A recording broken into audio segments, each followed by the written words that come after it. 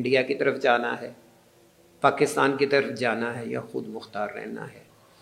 تو مسلمانوں نے باقاعدہ وہاں پہ 90% لوگوں نے یہ رائے دی کہ ہم نے پاکستان کے ساتھ جانا ہے. اور کشمیر میں 19 جولائی 1947 کا جو دن ہے یہ یوم الحاق پاکستان کے تحت منایا جاتا ہے. پھر پاکستان بن گیا، اور کیونکہ یہاں کا مہاراجہ تھا وہ نہیں پاکستان کے ساتھ آنا چاہتا تھا، اس نے انڈیا کے ساتھ الحاق کر دیا. انڈیا کے پاس طاقت زیادہ تھی، اس نے طاقت کے بلبوتے پہ 27 اکتوبر 1947 کو کشمیر پہ قبضہ کر لیا طاقت پہ.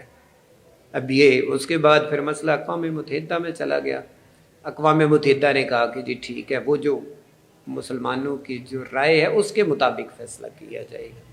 اور اس کے بعد وہ عمل درآمد نہیں ہو سکا اور مسئلہ ابھی جوں کا توں ہے.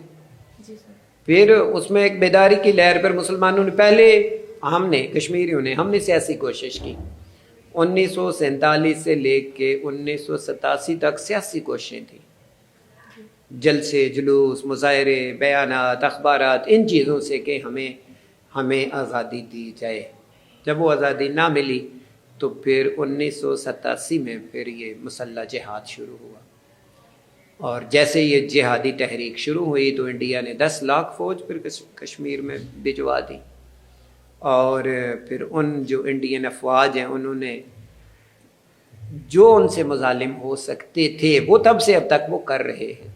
اور اس تحریک میں 1987 سے لے کے 1924 تک تقریباً 5 لاکھ لوگ متاثر ہو چکے ہیں. 2 لاکھ شہید ہوئے، 2 لاکھ کہیں جیلوں میں پڑے ہیں، اور 1 لاکھ اس میں ایسے ہیں جن کا کوئی اتا پتہ نہیں. یہ ایک بڑا المیہ ہے وہاں کا کہ 100-200 بندہ لاپتہ ہو جائے تو کتنا مشکل ہوتا ہے. اور 1 لاکھ نوجوان، کتنی خواتین ہیں جنہیں کوئی پتہ نہیں کہ ان کے ہسبینڈ کدھر ہے، کتنی مائیں ہیں انہیں اپنے بیٹوں کا پتہ نہیں ہے، کتنے بیٹے ہیں جن کو اپنے باپ ہیں ان کا پتہ نہیں وہ کہاں پہ ہے.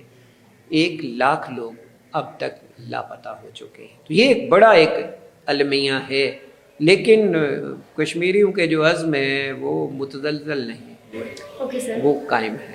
Thank you sir. کوئی ایسی یاد یا واقعہ کشمیر سے جڑا جو آپ کو بہت متاثر کرتا ہو؟ میرا کیونکہ تعلق ہے آزاد کشمیر کا، ہمارا ڈسٹرکٹ ہے بھمبر جو جموں میں آتا ہے، اس کا ایک سیکٹر ہے بالکل انڈین بارڈر کے ساتھ ہے، سمانی سیکٹر. بیسک ہم وہاں کے ہیں، گریجویشن میں نے وہاں سے کی تھی. اور پھر جب یہ کرگل کی جنگ ہوئی تو وہاں پہ پھر انڈین آرمی کی اتنی شیلنگ ہوئی، اتنا نقصان ہوا کہ ہمیں وہ علاقہ چھوڑنا پڑا. اب وہ جو میری زندگی ہے، میں نے یعنی اپنی زندگی کے ابتدائی تقریباً 25 سال میں نے اس جگہ پہ گزارے.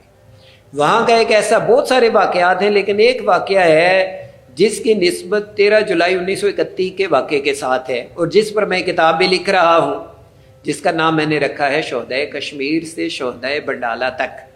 میرے گاؤں کا نام ہے سیری بنڈالہ. 26-27 اپریل کی رات انڈین کمانڈوز ہمارے گاؤں میں گھسی اور ایک ہی رات میں انہوں نے 22 افراد کو شہید کیا.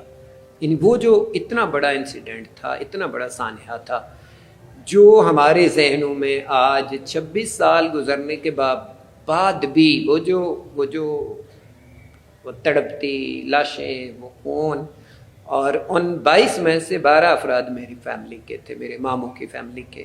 یعنی میرے ماموں، ممانی، ان کے 5 بیٹے، ان کی بہو، ان کی 2 پوتیاں، اور سب سے جو چھوٹی ان کی پوتی تھی وہ 1 سال کی تھی. تو یہ ایک اتنا بڑا سانحہ ہے کشمیر کی تاریخ کا.